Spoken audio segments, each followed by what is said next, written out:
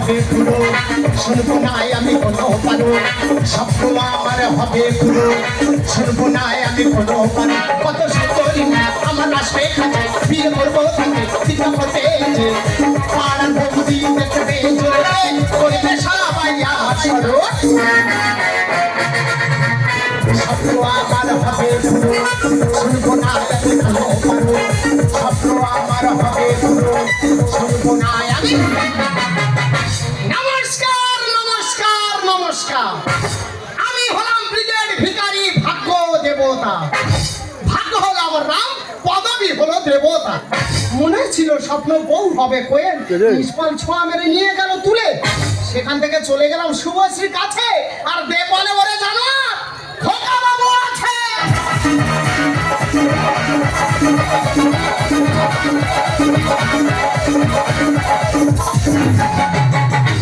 দাদা গো, আমি এমন করে হাঁটছি যে নিজেকে বেপল মনে পাচ্ছি।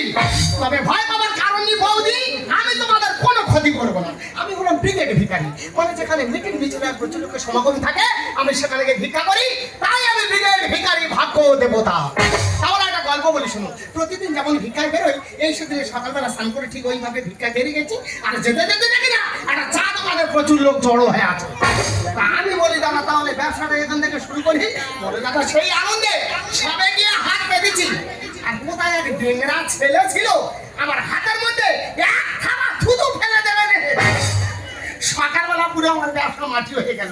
আমি ভাবলাম এখানকার মানুষ ভালো না, এনাদের কাছে চাইলে পাওয়া যায় না, আমি আর এখানে থাকবো না, চলে যাবো কুম্ভ মেলা।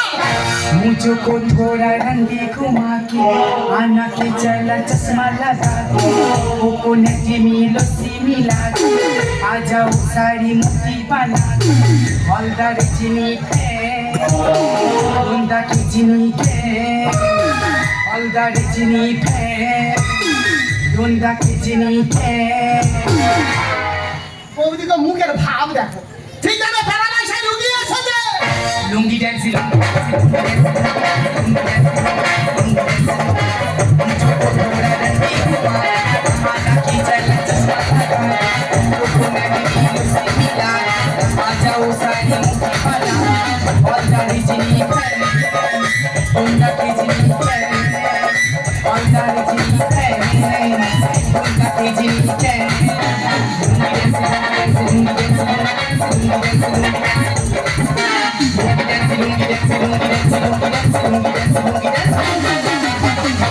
দিদি বর্তমান পরিস্থিতি এমন পড়েছি নিজেকে একটু পরিবর্তন করিয়ে।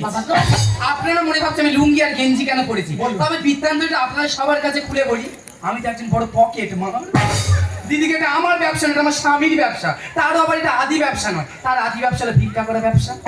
তা তুই ভিক্ষা করা দরকার, ভিক্ষা করি তার লোকের পকেট মারি করবি কেন? দিদিকে ট্রেনে পকেট মারি করতে গিয়ে ধরা পড়েছে, ট্রেনে তো জামাল মেরেছি, সেখানে মারতে মারতে স্টেশনে লাগেছে, সেখানে মারতে মারতে রেল লাইনে ফেলে দিয়েছে, দুটো হয়ে গেছে। আর এই স্বামীটা যখন চলে গেল, স্বামীর ব্যবসাটা আমি ধরে নিই বলে প্রথম দিন আমি পকেট মারি শুরু করলাম।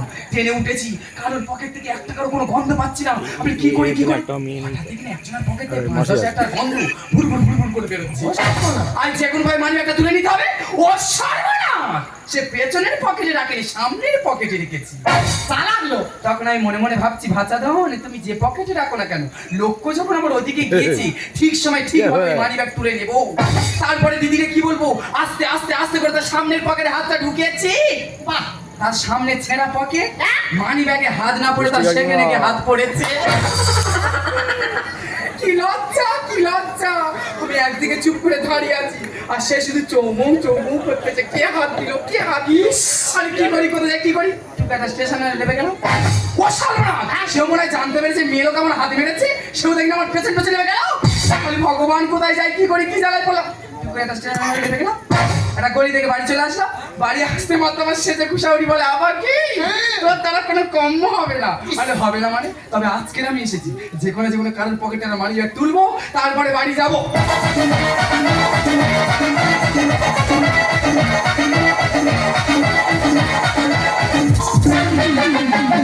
ছাড়বো না, ছাড়বো না,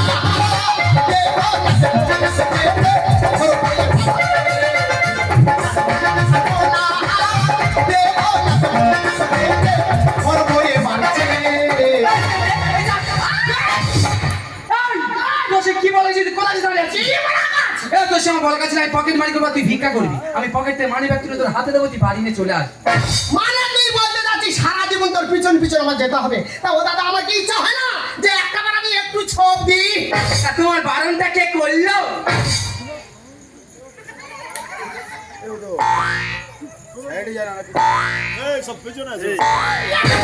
বৌদি, কি? এটা কি হলো? কেন কি হয়েছে? দাদা যখন বেঁচে ছিল তখন তোর বড় ছিল, হ্যাঁ? আর দাদা যেই মরে গেল অমনি তো ছোট হয়ে গেল। এ পায়েটা কোন নম্বর জুতো বাঁধেন কাবাট কাবাট করে ছাড়বো? বুঝতে পারিনি? না। তোর মাথা চুল বড় ছিল এত ছোট হলো কি করে? দেখতে পাচ্ছি দিদিরা কি ঢয়ের গল্প। আমার এই চুলটা বড় বড় করি আর এই পকেট মারি করতে গিয়ে আগে ধরা পড়ি, তাই তো চুলটা একটু ছাগল কাটিং কাটি। আচ্ছা, মাথাতে বিশাল বুদ্ধি। হ্যাঁ। তাহলে আমি একটা প্রশ্ন করতে যে উত্তর দেবো। বল। বলতো নদীর জল তো নোনা। হ্যাঁ। তো নোনার জল দিয়ে যদি নুন তৈরি হয়, হ্যাঁ। তাহলে বিল লবণ কি দিয়ে তৈরি হয়? কেন পেচ্ছা?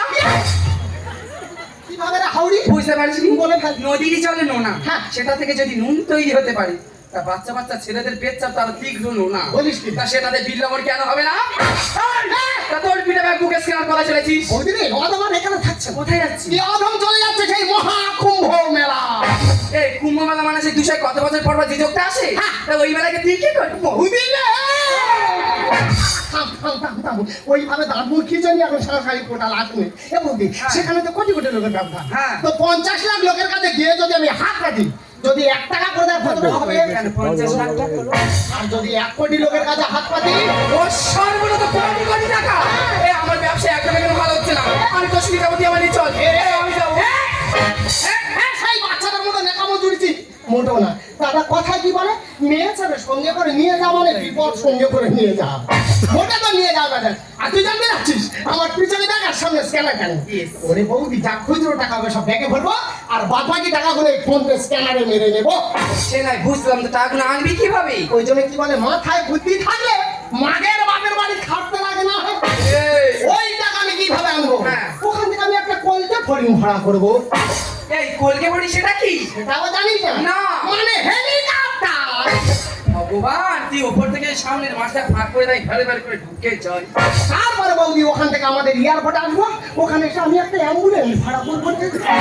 ও বাবা, তুই অ্যাম্বুলেন্স ভাড়া করবি কেন? এই তুই অ্যাম্বুলেন্স ভাড়া করবি কেন?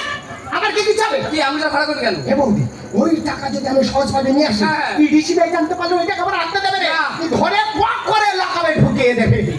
তাই অ্যাম্বুলেন্সে টাকা নেবো, ওনারা মনে করবে অ্যাম্বুলেন্সে রুগী যাচ্ছে। বলি শোন, ওইসব ঝামেলার মধ্যে নিজেকে জড়াস না। দুজনে এখানে যেইভাবে ব্যবসা করে খাচ্ছে, দুজনে খাইয়া। ওরা আমি কোনো কথা শুনবো না, আমি যাবো বাড়িতে, বাড়ি যাবো।